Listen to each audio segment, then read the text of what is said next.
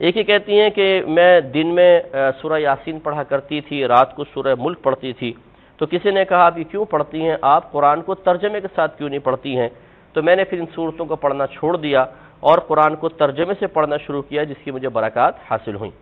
دیکھیں ترجمے اور تفسیر کے ساتھ قرآن پاک پڑھنے کی تو ہم بھی آپ کو بہت زیادہ ترغیب دیتے ہیں. ان صاحب نے کہا آپ ترجمے سے پڑھیں، میں کہتا ہوں صرف ترجمے سے کبھی قرآن کو مت پڑھیے گا، آپ ہدایت کی طرف نہیں آئیں گی بلکہ گمراہی کی طرف چلی جائیں گی، کیونکہ صرف ترجمے سے اللہ تبارک و تعالی کا صحیح مقصود یا صحیح مقصد سمجھ میں آ جائے ایسا نہیں ہو سکتا. یہ سوال آیا ہے کہ عام آدمی ترجمہ قرآن پڑھ کر سمجھ سکتا ہے یا نہیں. یہ اصل میں میرے ایک جواب پر شاید ان کا سوال ہو.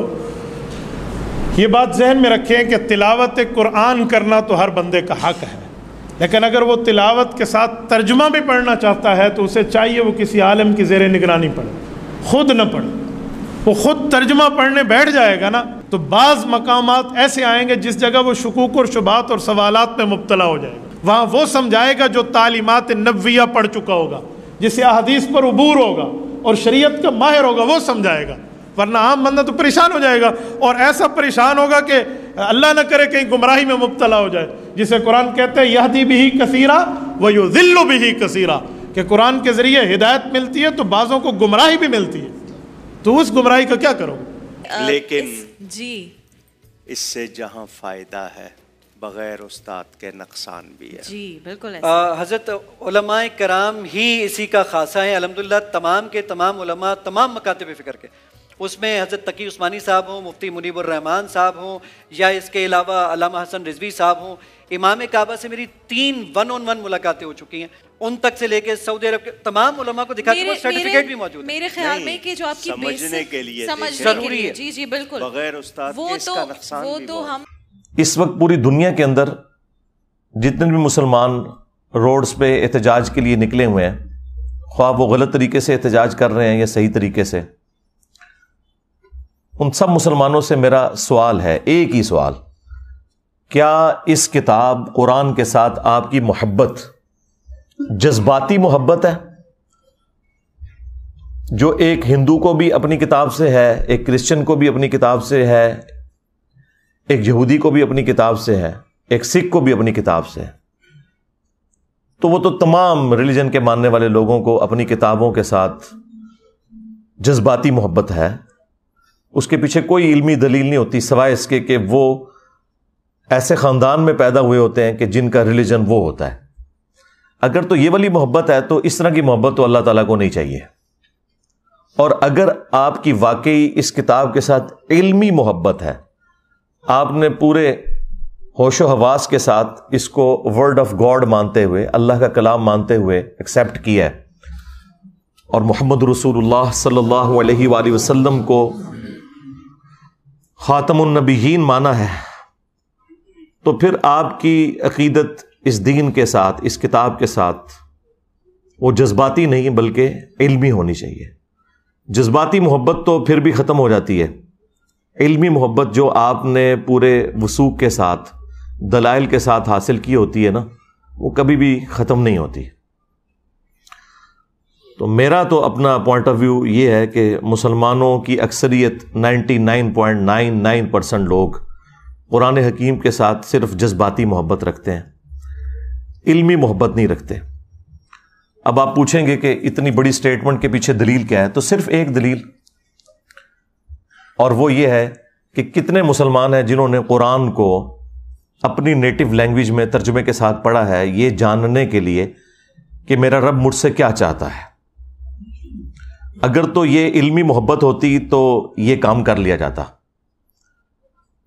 آپ کا کوئی دوست بھی فورن ملک سے اپنی لینگویج کے اندر خط لکھے تو آپ 50 بندے ڈھونڈیں گے جو آپ کو ترجمہ کر کے یہ بتائیں کہ وہ آپ سے کیا کہنا چاہ رہا ہے. کدھر ڈالر تو نہیں بھیج دیتے؟ ہاں یہ بھی ہو سکتا ہے نا، کہ ہو سکتا ہے ریمیٹنس میرے لیے بھجوائیں اور مجھے پتہ نہ چل رہا ہو. لیکن قرآن وہ مظلوم کتاب ہے کہ جو دنیا میں سب سے زیادہ پڑھی جاتی ہے، لیکن اس کا تاریک پہلو یہ ہے کہ دنیا میں سب سے زیادہ بغیر سمجھ کے پڑھی جانے والی کتاب اگر کوئی ہے نا تو وہ یہ کتاب ہے، سب سے زیادہ بغیر سمجھ کے. اس وقت بمشکل 15 سے 20% مسلمان ہیں جو بائی برتھ عربی ہیں.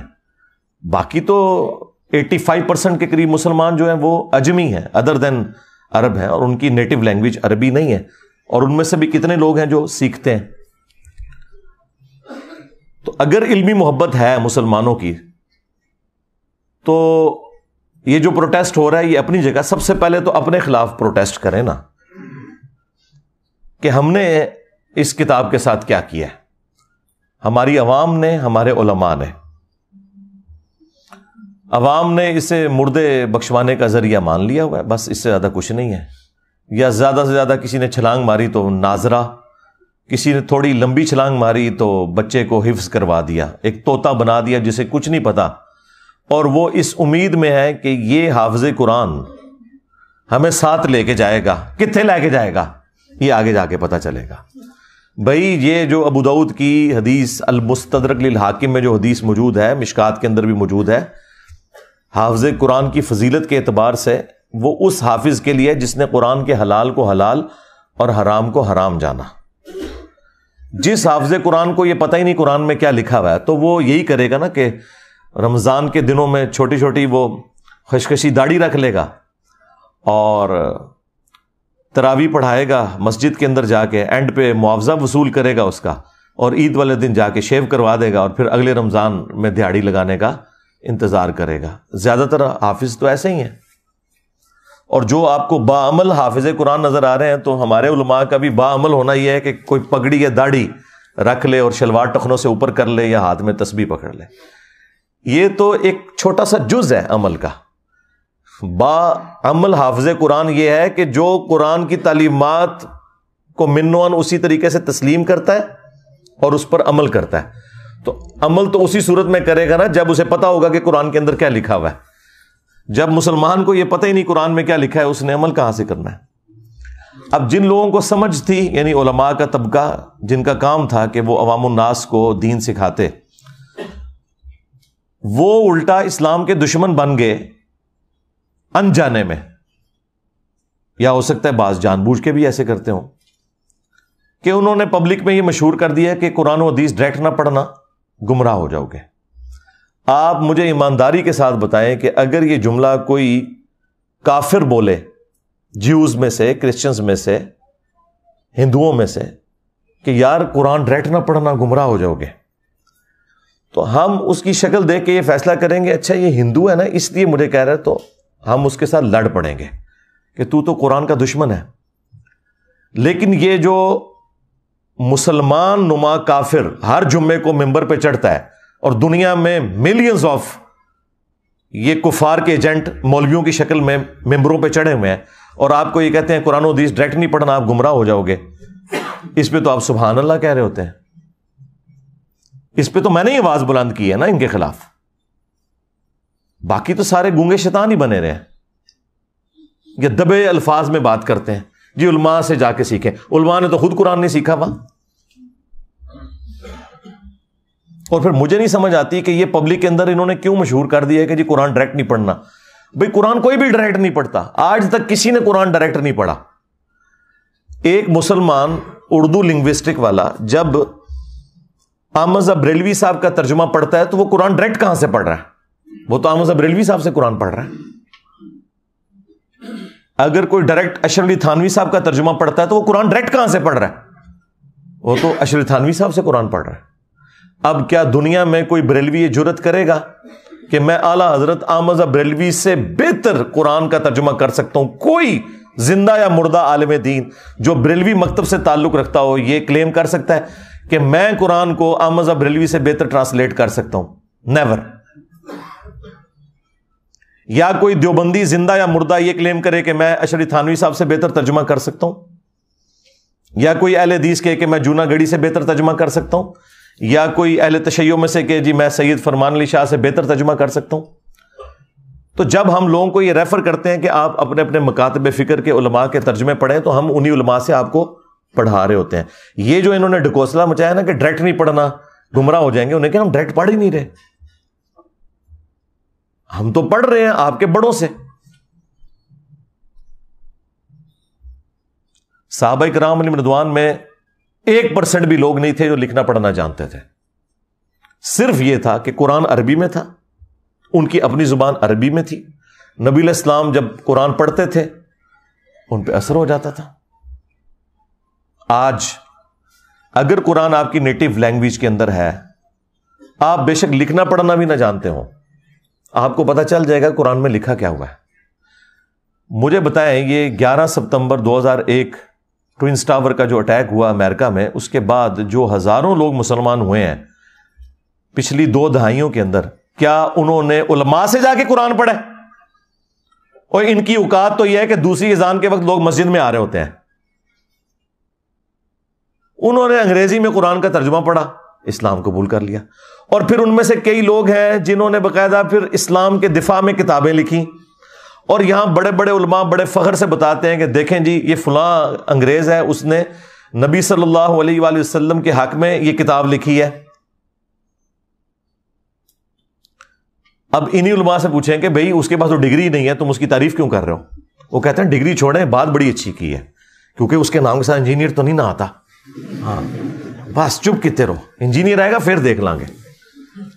دیکھیں آپ لوگوں کو میں چھوٹی چھوٹی ایسی چیزیں بتاتا ہوں جس سے آپ کا دماغ کھلے، کہ جب آپ غیر مسلموں کی مثالیں دیتے ہیں کہ فلاں نے نبی علیہ السلام کی شان میں یہ کتاب لکھ دی، فلاں نے یہ لکھ دی، تو یار وہ کوئی ڈگری والے لوگ ہیں؟ نہیں، انہوں نے قرآن بھی اپنی نیٹو لینگویج میں اسٹڈی کیا ہوتا ہے، لیکن چونکہ وہ پوری نیک نیتی کے ساتھ یہ کرتے ہیں، اللہ تعالیٰ انہیں اسلام تک بھی پہنچا دیتا ہے. کئی ایسے لوگ بھی ہوتے ہیں اور ان کی ورکنگ آپ کو نظر آتی ہے اور آپ کوٹ کرتے ہیں، ان کے ساتھ کی ورکنگ آپ کے لوگ نہیں کر سکتے. اور یہی حال یہاں پر بھی ہے. جن لوگوں کو اللہ تعالیٰ نے قرآن کی خدمت کے لیے اٹھایا، آپ دیکھ لیں سارے کے سارے نان مولوی ہیں، چاہے مولانا مودودی رحمہ اللہ ہوں، ڈاکٹر اسرار صاحب رحمہ اللہ ہوں، احمد دیدار صاحب رحمہ اللہ ہوں. یہ سب کے سب لوگ اس مدرسہ سسٹم کی آؤٹ پٹ نہیں ہے، خدمت اللہ تعالیٰ نے ان سے لی ہے.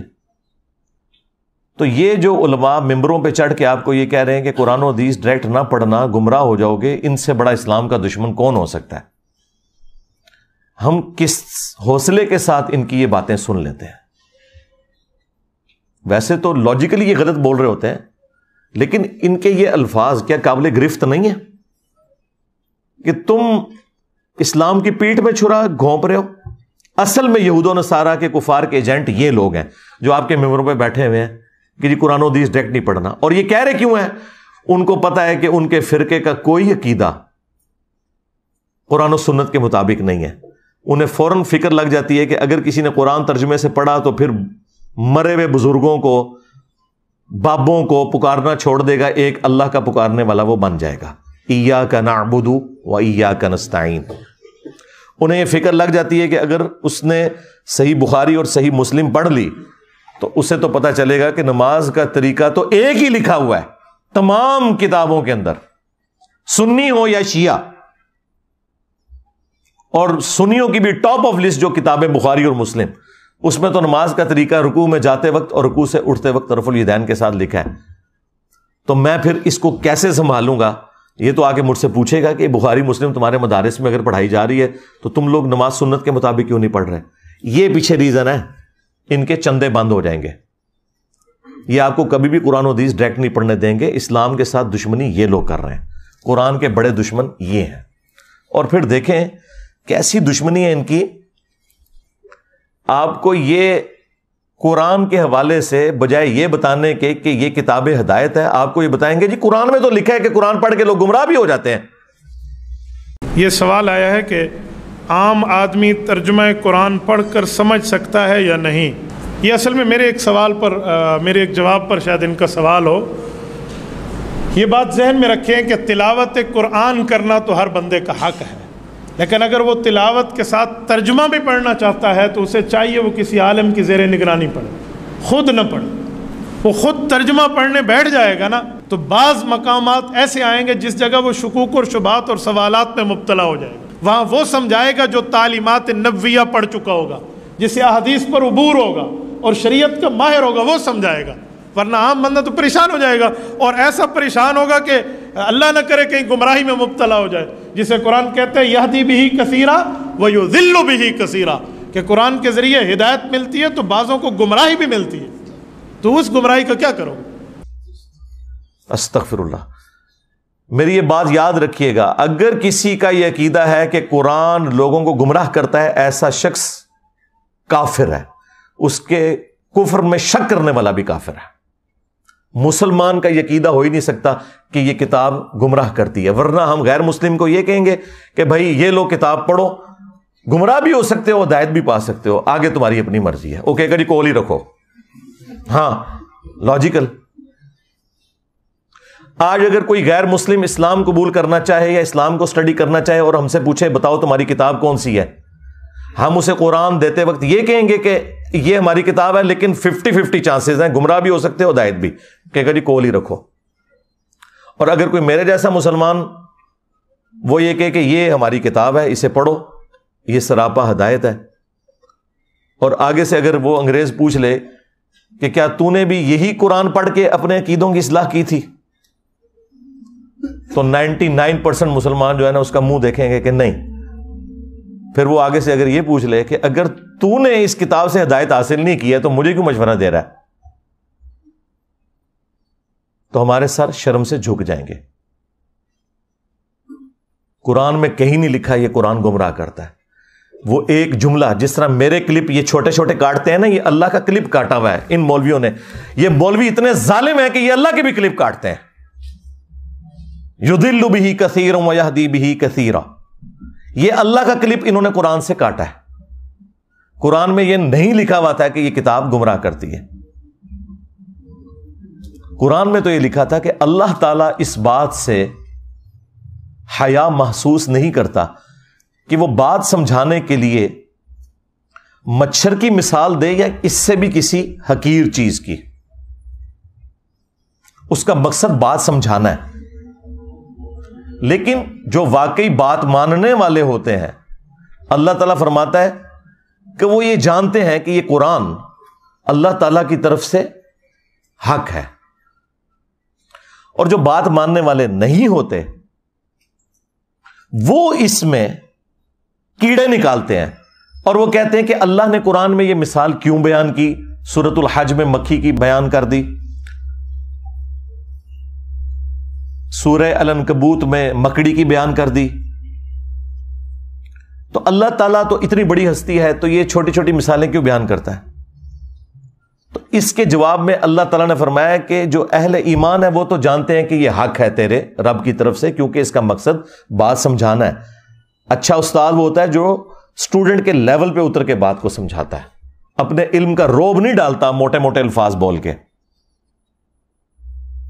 لیکن یہ لوگ جو ہیں ان کے لیے پھر اللہ تعالیٰ کہتا ہے تمہارے لیے جواب یہ ہے کہ یضل بہ کثیرا ویہدی بہ کثیرا، اللہ تعالیٰ اس کتاب کے ذریعے گمراہ کر دیتا ہے بہت سے لوگوں کو، کن لوگوں کو کہ جو نہیں مانتے کہ یہ اللہ کا کلام ہے اور جو اللہ کی مثالوں کے ساتھ ایگری نہیں کرتے، اور ہدایت دے دیتا ہے بہت سے لوگوں کو۔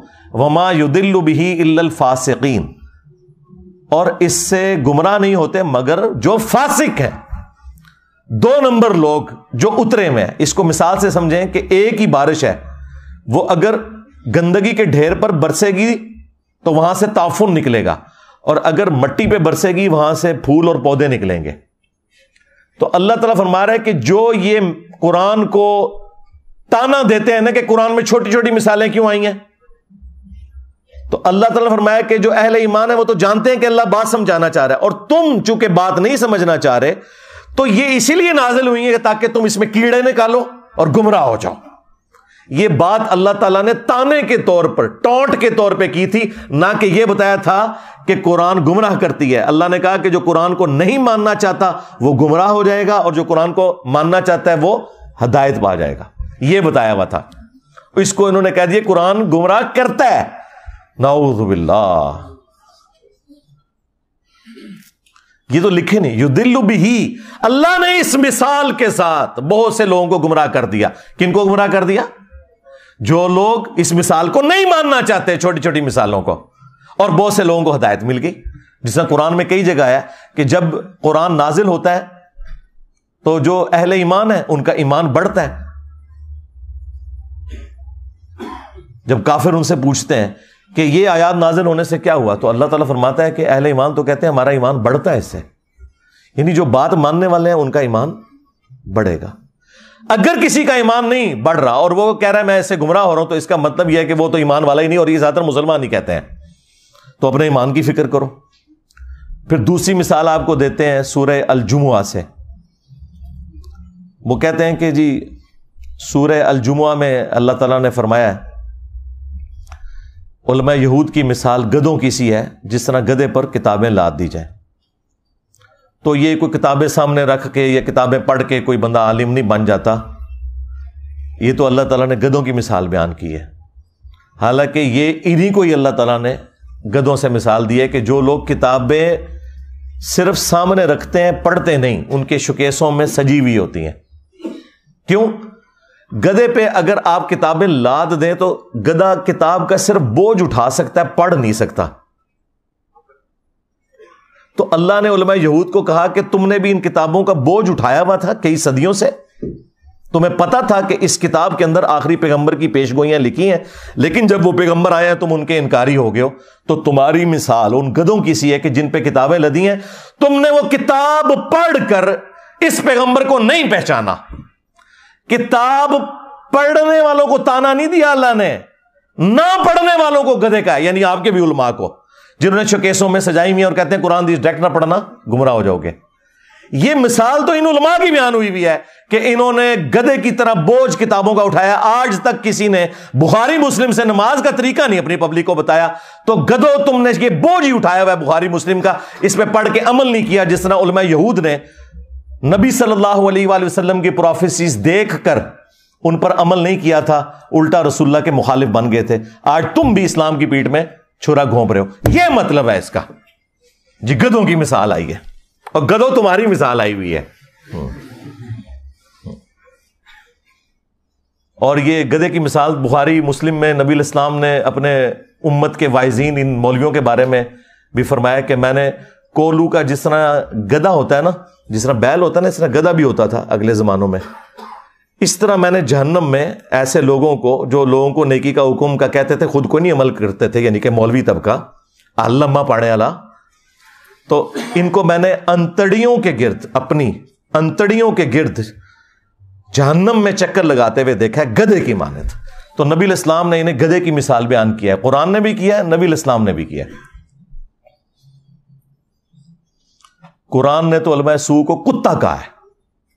سورۃ الاعراف کی آیت نمبر 175 اور 176 میں بلعام بن باعورہ جو ایک یہودی عالم تھا, تفصیل اس کی المستدرک للحاکم میں موجود ہے. اللہ نے علم دیا تھا لیکن پستی میں گر گیا, دنیا کا کتا بن گیا. اچھا وہ چندوں کے چکر میں پڑ گیا. اللہ نے کہا کہ ہم نے اسے علم دیا تھا لیکن وہ دنیا کا طلبگار ہو گیا. اب اس کی مثال کتے کی سی ہے. جس طرح کتا ہر وقت زبان باہر نکالے ہوتا ہے, چاہے اس کے پیٹ میں کچھ ہو یا نہ ہو, اس پہ بوجھ ڈالیں نہ ڈالیں, اس کی رالیں ٹپکتی رہتی ہیں نا, اس طرح اس کی رالیں ٹپکتی ہیں. یہ چندہ بک لے کے پھرتا رہتا ہے. آج کے دور میں قرآن پہ, سنت پہ, انبیاء کرام علیہ السلام کی تعلیمات پر عمل کرنے والوں کو اللہ تعالیٰ نے کبھی بھی قرآن میں برا نہیں کہا. ہمیشہ ان کو کہا کہ جو نام لے کر اس پہ عمل نہیں کر رہے, یعنی علماء سو.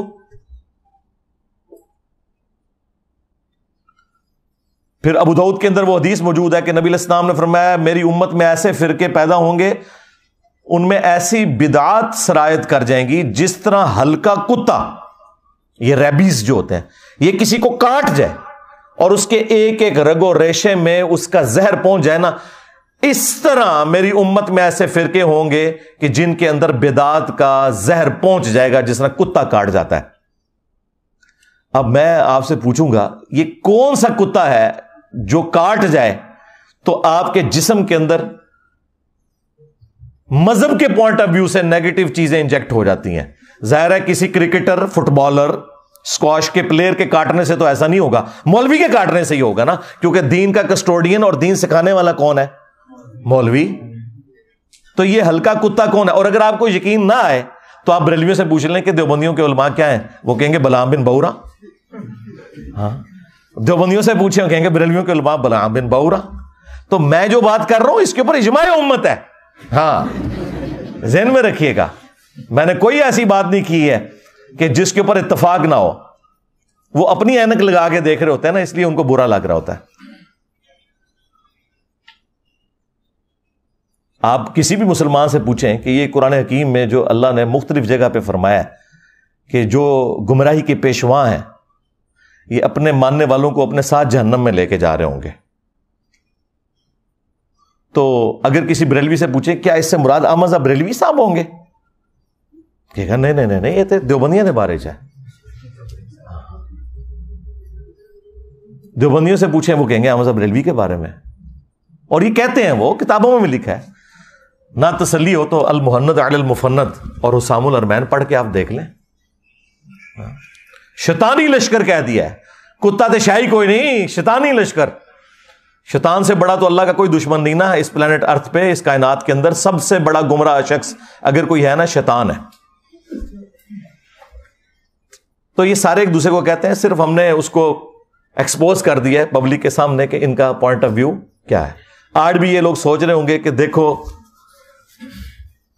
مسئلہ سویڈن ہی جو ہے تو انجینئر صاحب ساڑھے مگر پہ گئے ہیں. اس لیے پڑھے ہیں کہ بھائی ان کی دشمنی تو سب پہ عیاں ہے، پوری دنیا کے لوگ انہیں برا کہہ رہے ہیں. تم لوگ جو ہے نا عزتیں اویل کر رہے ہو اللہ رسول کے نام کے اوپر. تمہارے جو چہروں کے اوپر میک اپ ہے نا، یہ تو میں نہیں اتارنا ہے نا. ان سے ہمیں کم تکلیف ہے. تم نے ہماری نسلیں خراب کر دی، ہمارے آباء و اجداد کو جہنم میں پہنچایا. تم لوگوں نے قرآن و سنت کے نام پہ جو تم بتاتے رہے، جو چورن بیچتے رہے، وہ ہمارے بڑے یہی سمجھتے رہے یہی قرآن و سنت میں لکھا ہوا ہے. اس نے تو دنیاوی طور پر قرآن کو آگ لگانے سے کیا قرآن ختم ہو جائے گا؟ زیادہ زیادہ ہمیں ایک تکلیف ہوئی ہے نا تو ہم اس کا اظہار کریں گے. تو مجھے بتائیں کتنے مسلمان ہیں جنہوں نے یہ آگ لگائے جانے والے واقعے کے بعد آ کے وی لاگ بنایا کہ ہاں بھائی آج کے بعد میں 5 وقت نماز پڑھوں گا، میں داڑھی رکھوں گا، اور آج سے ہی میں قرآن ترجمے سے پڑھوں گا، اور میں دیکھوں گا کہ میرے رب نے مجھ سے کیا کہا ہے. تم نے میری اس کتاب کو آگ لگائی ہے، میں آج سے اس کتاب کے مطابق عمل شروع کر دوں گا. ایک کوئی گل کر کے دسے، کوئی نہیں کرتا. نہ کوئی عالم، نہ کوئی وائز کسی کو کہے گا کہ تم ایسا کرو، کیونکہ کتی چورا نہ رلی ہوئی ہے. ہاں گھر کی حفاظت کے لیے کتا رکھا جاتا ہے نا، اگر وہ چوروں کے ساتھ مل جائے تو پھر اس گھر کی حفاظت نہیں ہوتی. آپ کے بھی یہ علماء سو جن کو قرآن میں کتا کہا گیا، جنہیں سنن نبی داؤد میں نبی الاسلام نے کتا کہا، جنہیں قرآن میں گدھا کہا گیا، جنہیں بخاری مسلم میں نبی الاسلام نے گدھا کہا، یہ بھی مل گئے ہوئے ہیں ان کے ساتھ. قرآن و حدیث ڈائریکٹ نہ پڑھنا گمراہ ہو جاؤ گے، قرآن و حدیث ڈائریکٹ نہ پڑھنا گمراہ ہو جاؤ گے. اور اس بات کے اوپر کسی کی جرت ہی نہیں ہوتی کہ بولے، کہ ان کو للکارے کہ یار یہ کیا بات تم کر رہے ہو، یہ اسلام کے ساتھ دشمنی کر رہے ہو. کیا یہ قرآن و حدیث میں کہیں لکھا ہوا ہے کہ قرآن و حدیث ڈائریکٹ نہ پڑھنا گمراہ ہو جاؤ گے؟ وہ ایک آیت تھی، انہوں نے جو میں نے اس کا بھی کھول دیا کہ وہ اللہ تعالیٰ کا کلپ کاٹا ہوا ہے انہوں نے.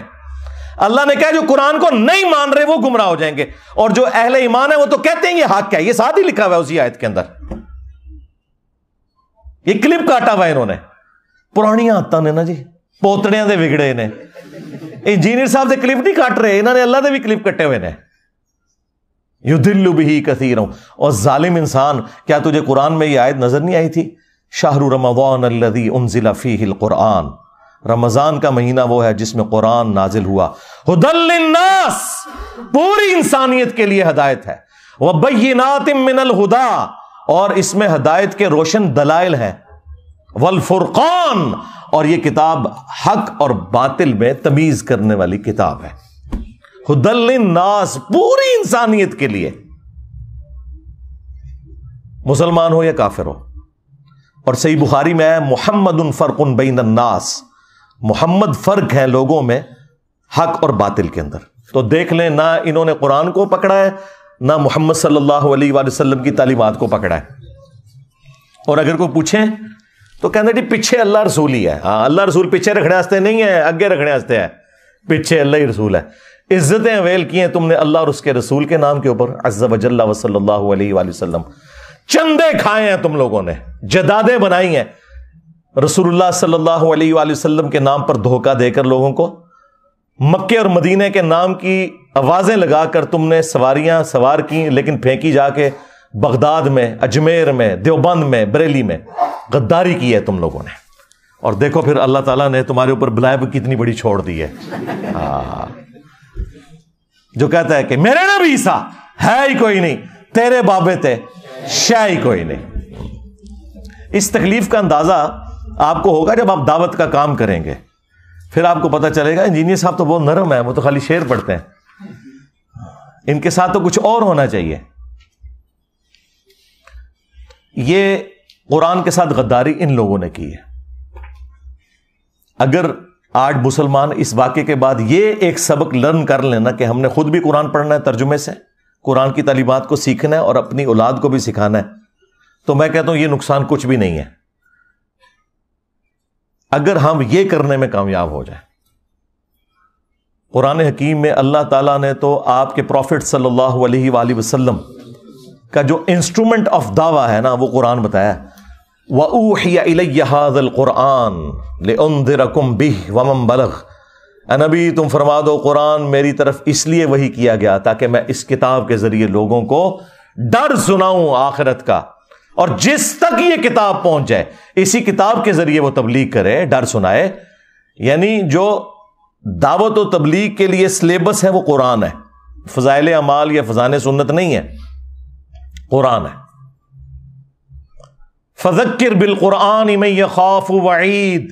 اے نبی قرآن کے ذریعے تبلیغ کریں, ڈر سنائیں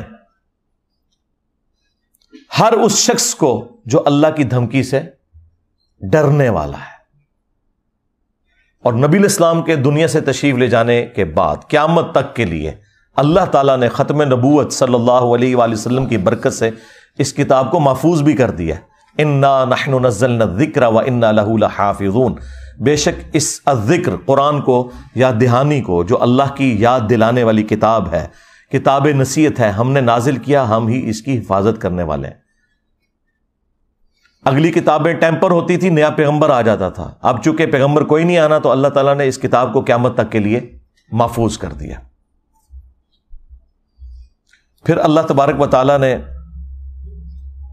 امت کے لیے فرما دیا وَلَقَدْ يَسَّرْنَا الْقُرْآنَ لِلذِّكْرِ فَهَلْ مِن مُدَّكِرٍ. ہم نے قرآن کو نصیحت حاصل کرنے کے لیے آسان کر دیا, تو ہے کوئی نصیحت حاصل کرنے والا؟ اچھا یہ تو قرآن میں 4 جگہ لکھا ہوا ہے ایک ہی سورت کے اندر. یہ کہاں لکھا ہے کہ قرآن نصیحت حاصل کرنے کے لیے مشکل ہے, تو ہے کوئی اس سے بھاگنے والا؟ اور یہ تو آپ کو مولوی کہہ رہے ہیں قرآن و حدیث ڈائریکٹ نہ پڑھنا گمراہ ہو جاؤ گے. ان ظالموں سے پوچھو کہ ہمارا عقیدہ تو قرآن میں ایک سورت میں 4 دفعہ اللہ تعالیٰ نے بیان کیا ہے وَلَقَدْ يَسَّرْنَا الْقُرْآنَ لِلذِّكْرِ فَهَلْ مِن مُدَّكِرٍ. ہم نے قرآن کو نصیحت حاصل کرنے کے لیے آسان کر دیا, ہے کوئی نصیحت حاصل کرنے والا؟ تم بتاؤ یہ قرآن میں کہاں لکھا ہے کہ قرآن ڈائریکٹ نہ پڑھنا گمراہ ہو جاؤ گے؟ وہ میں نے بتایا انہوں نے اللہ کا کلپ کاٹا تھا, اس کو بھی میں نے آج ایکسپلین کر دیا. تو تمہارا تو کوئی عقیدہ کوئی دعویٰ قرآن میں لکھے نہیں, اس کے الٹ باتیں لکھی ہوئی ہیں.